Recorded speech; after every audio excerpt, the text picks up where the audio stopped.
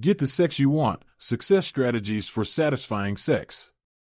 Take everything written about nice guys in this book, their shame, their sacrifice of self, their approval seeking, their doing the opposite of what works, their indirectness, their caretaking, their covert contracts, their controlling behavior, their fear, their dishonesty, their difficulty receiving, their dysfunctional relationships, their loss of masculine energy.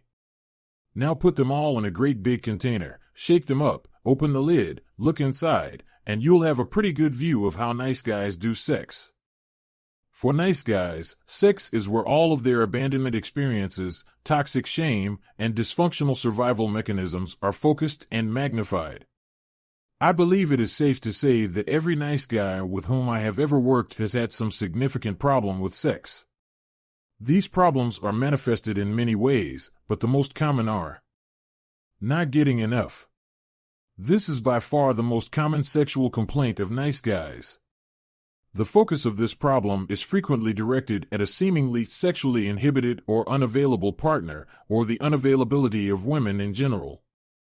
Having to settle for less than satisfying sex. Nice guys often settle for bad sex, believing that it is better than no sex at all. Again, the blame is often focused on the nice guy's partner. Sexual dysfunction. This usually takes the form of an inability to get or maintain an erection, or premature ejaculation. Sexual repression. Some nice guys claim to have little or no interest in sex. More often than not, these men are actually engaged in some form of sexual activity that they believe is best kept out of sight.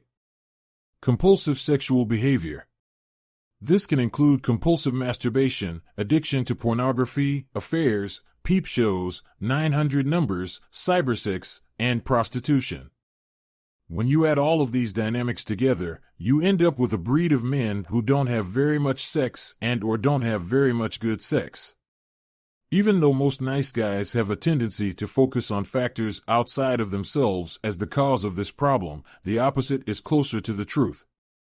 It is nice guys themselves who are masters at making sure that their sex lives are less than satisfying. Shame and fear. The difficulty nice guys have with sex can be directly linked to two issues, shame and fear. All nice guys have shame and fear about being sexual and about being sexual beings. In my experience, this is probably the most difficult concept for nice guys to understand and accept about themselves. This is so important I will say it again, all nice guys have shame and fear about being sexual and about being sexual beings. If you could peel back a nice guy's brain and find the part of the unconscious mind that controls sex, here's what you would find. Memories of childhood experiences that made him feel like he was bad. The pain of not getting his needs met in a timely, healthy manner. The effects of growing up with sexually wounded parents. The sexual distortions and illusions of a really screwed up society. The absence of accurate sexual information when it was needed. The sexual guilt and shame associated with centuries of religious influence. The effects of covert sexual bonds created by his mother. The trauma of sexual violations. The memories of early sexual experiences wrapped in secrecy. The distorted and unrealistic images of bodies and sex in pornography. The shame of hidden, compulsive behaviors. The memories of previous sexual failures or rejections. Every time a nice guy has a sexual feeling or is in a sexual situation, he must negotiate through all of this unconscious baggage. Nice guys find numerous creative ways to avoid or distract themselves from their sexual shame and fear. Unfortunately, these avoidance and distraction mechanisms prevent nice guys from having much of anything that resembles a good sex life. These avoidance and distraction mechanisms include avoiding sexual situations and sexual opportunities, trying to be a good lover, hiding compulsive sexual behaviors, repressing their life energy, settling for bad sex. Avoidance of sexual situations and sexual opportunities prevents nice guys from getting the sex they want. As odd as it may sound, nice guys find many creative ways to avoid sex. I have coined the term vagophobia to describe this propensity. Vagophobia is a syndrome where the penis tries to stay out of vaginas or gets out quickly once it is in. While this survival mechanism may help protect the nice guy from having to experience his shame and fear, it also guarantees he won't have very much sex. Alan could be the vagophobia poster child. Alan began therapy due to a problematic habit of entering into sexualized relationships outside of his marriage. Some of these trysts became overtly sexual, yet none were ever consummated with intercourse. The problem came to a head after he began a relationship with one of his wife's girlfriends, and his wife found an incriminating note in his coat pocket. In therapy, Alan revealed that he liked the attention of women. In social situations, he always felt more comfortable connecting with women. Over time, it became apparent that due to childhood conditioning a monogamous bond with his mother, the decision to be different from his father, and the effects of fundamentalist religious teachings, Alan found creative ways to get the attention of women while avoiding putting his penis in their vaginas. I refer to this common nice guy behavior as flirting without fucking.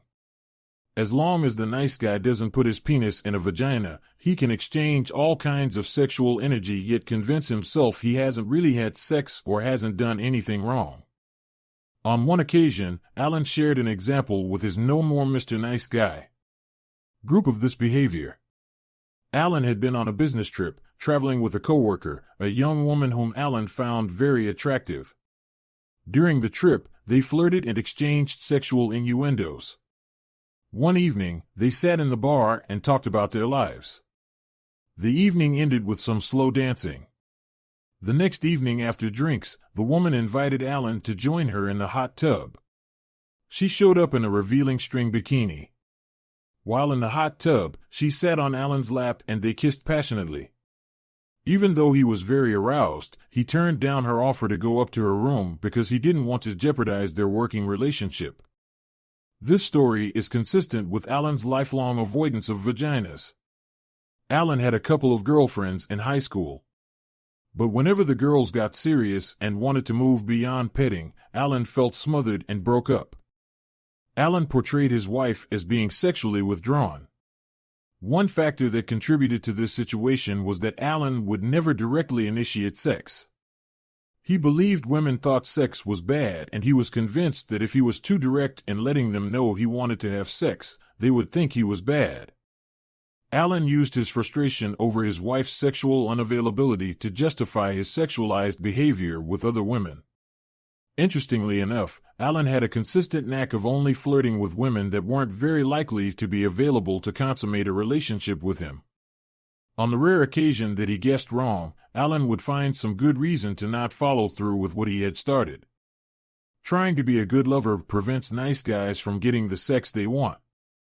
It is not unusual for nice guys to pride themselves on being good lovers. Being a good lover can be an attachment these men use to feel valuable. It can be a way to convince themselves they are different from other men.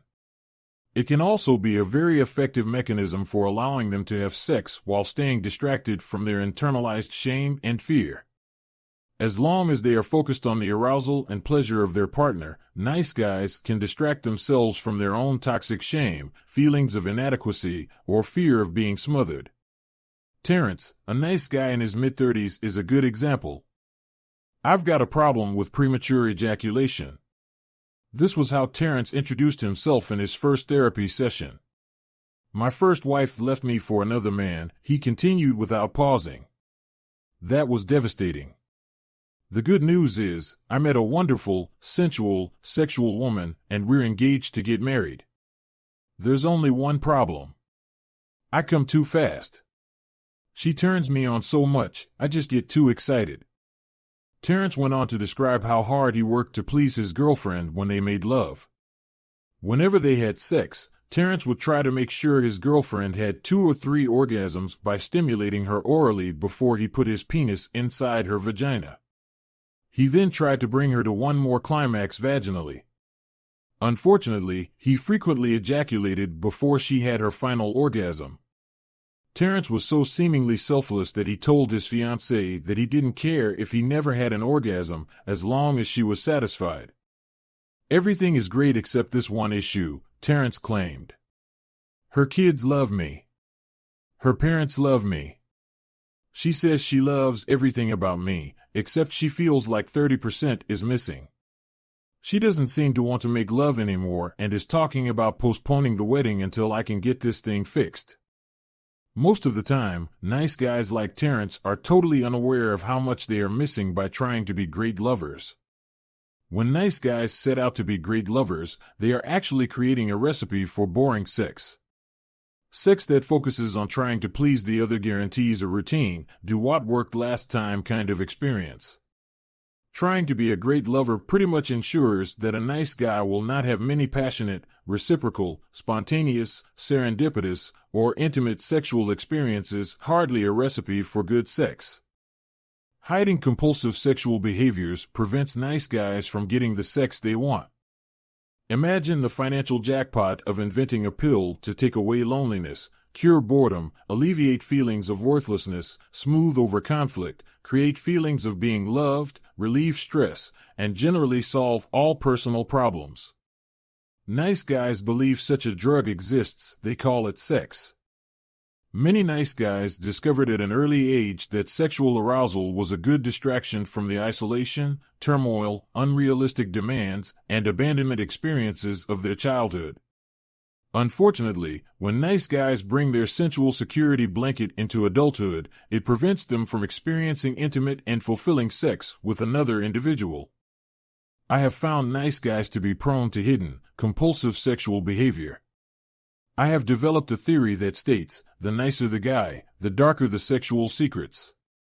I find this to be consistently true. Sex is a basic human drive. Because most nice guys believe they are bad for being sexual, or believe that other people will think they are bad, sexual impulses have to be kept hidden from view. The nice guy's sexuality doesn't go away, it just goes underground.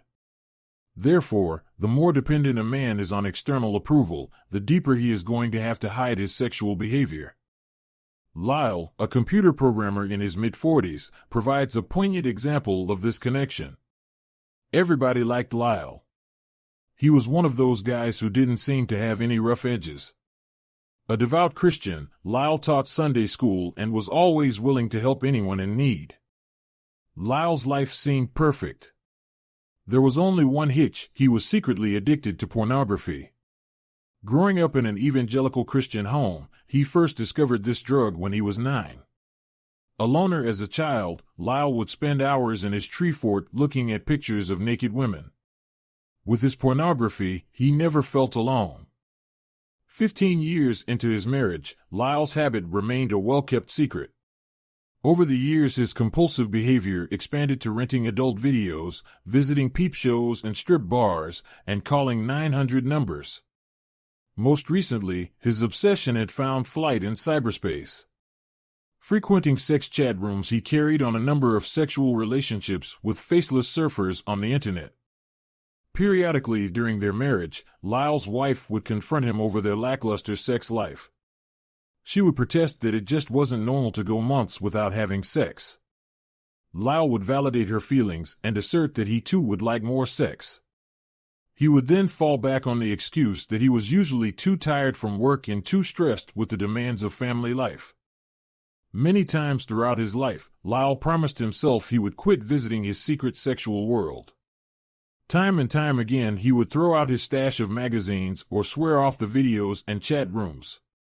He would breathe a sigh of relief, only to find himself back at it again weeks or months later. Lyle, like numerous nice guys, invested so much time and energy in his hidden, compulsive sexual behavior that there was little left for a real, person-to-person sexual relationship. Repressing their life energy prevents nice guys from getting the sex they want. When a boy reaches adolescence, he must begin negotiating the turbulent seas of learning to relate to the opposite sex. If he is to have any hope of securing a girlfriend and someday having sex, he must figure out what it takes to get a female to notice him and approve of him. For some boys, this process seems to come fairly easily. If they happen to be good-looking, a star athlete, or from an affluent family, attracting females may not be overly difficult for them. Once you exclude the minority of adolescent males listed above, that leaves the majority of teenage boys who have no clue of what it will take to get a girl to like them.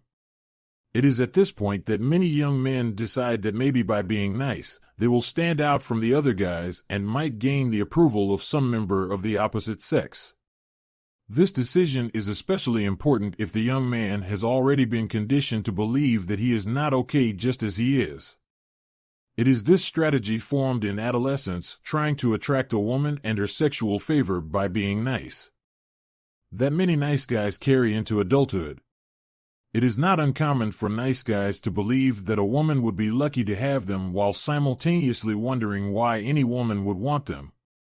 Because they can't think of any other reason why a woman would be attracted to them or want to have sex with them, nice guys hang on to their strategy of being nice even when it consistently proves ineffective in getting them the sex they want.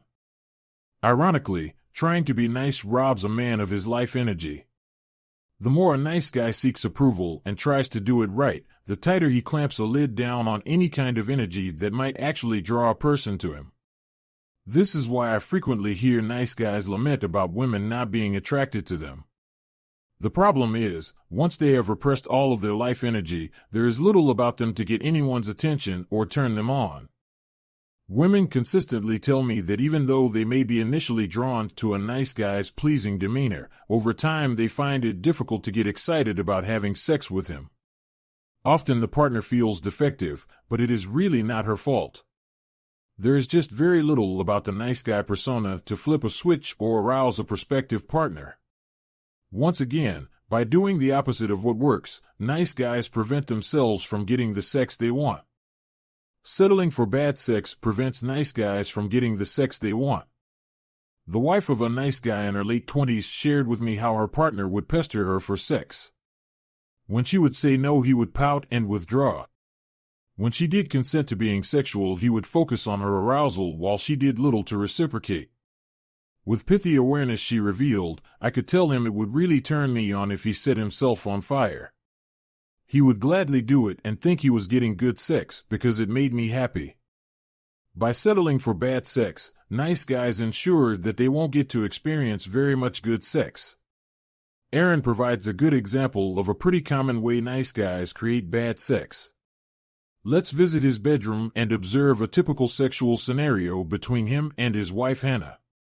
Aaron and Hannah haven't had sex in several weeks, a common occurrence in their relationship.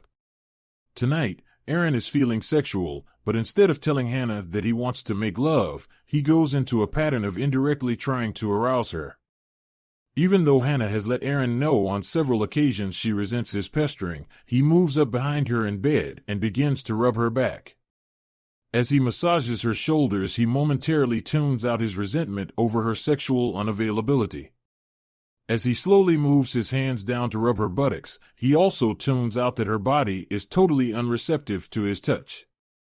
He hopes that by moving slowly and not alarming her by being too overtly sexual, she will get in the mood.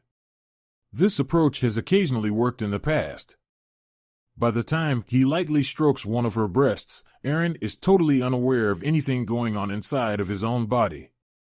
By now, he is focused on Hannah's arousal and trying to anticipate how to stimulate her just enough to get her in the mood without doing too much to make her angry. Finally, because she hasn't rebuffed his advances, he rolls her over and for the next 20 minutes focuses all of his attention on her arousal until she has an orgasm. Since he is disconnected from his own physical arousal, he has a difficult time climaxing himself. To help himself along, he fantasizes about the young secretary at work. When he finally has an orgasm, he immediately shifts his focus back to his wife to check in on her emotional state. Later, as he rolls over and goes to sleep, Aaron feels empty and resentful. Breaking free activity number 36. How's your love life? Are you ready to start getting good sex? If so, read on. Getting good sex. The rest of this chapter presents a strategy for helping recovering nice guys experience satisfying sex. The process includes coming out of the closet, taking matters into their own hands, saying no to bad sex, following the example of the bull moose, Coming out of the closet helps nice guys get the sex they want. Internalized shame and fear are the greatest barriers to a satisfying sex life. A man can read all the books he wants on how to pick up women or watch all the instructional videos on improving sexual technique. None of these things will help him get good sex as long as he has shame and fear about being sexual or being a sexual being. Getting good sex is dependent on recovering nice guys bringing their shame and fear out of the closet and into the open where they can be looked at and released. This step cannot be skipped. Cleaning out sexual shame requires accepting, non-judgmental people. A nice guy cannot do this work on his own. To release sexual shame and fear, the recovering nice guy must expose every aspect of his sexual self to safe, supportive people. This revealing allows the nice guy to release his shame and fear and free up the emotional energy it took to keep them hidden and repressed. These safe people can also give the nice guy supportive messages that he is not bad for being a sexual being. Breaking free, pop quiz. Most nice guys initially deny having any shame and fear about sex.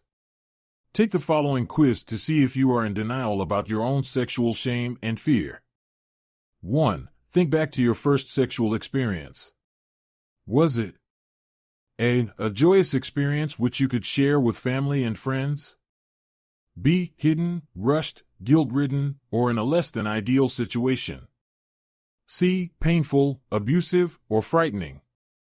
2. When it comes to masturbation. A. Do you and your partner talk openly and comfortably about the subject? B. Would there be a crisis if your partner caught you doing it? C. Do you do it compulsively or in secret? 3. When it comes to your sexual experiences, thoughts, or impulses. A. You are comfortable revealing everything about yourself to your partner. B. You have secrets that you have never shared with anyone. C. Some aspect of your sexuality has caused a crisis in an intimate relationship. D. At some time in your life you have tried to eliminate or limit some problematic sexual behavior. If you answered anything but A on any of the questions, you have sexual shame and fear. Read on. Lyle, introduced earlier in the chapter, is a good example of how recovering nice guys can bring their sexual shame and fear out of the closet. Lyle was a good Christian, husband, and father who struggled with compulsive sexual behavior. Everything came crashing down for Lyle when his wife found a phone bill and called some of the strange numbers. She was bewildered and devastated. Never in her wildest dreams, or nightmares, did she think that Lyle might be involved in anything like pornography or phone sex. Little did she know she had just discovered the tip of the iceberg. Confronted with the evidence, Lyle initially feigned surprise and denied any knowledge of its origin.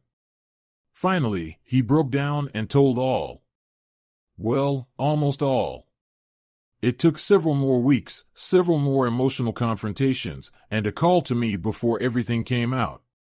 After a couple of sessions of individual therapy, I suggested that Lyle start attending a 12-step group for sexual addicts. This idea initially terrified Lyle, but he knew he would have to do something radically different if he wanted to free himself of his compulsion and experience true sexual intimacy. To his surprise, revealing his long-kept secrets in the presence of other recovering sex addicts wasn't as difficult as he feared. In time, he began to look forward to the opportunity to talk about himself with safe people.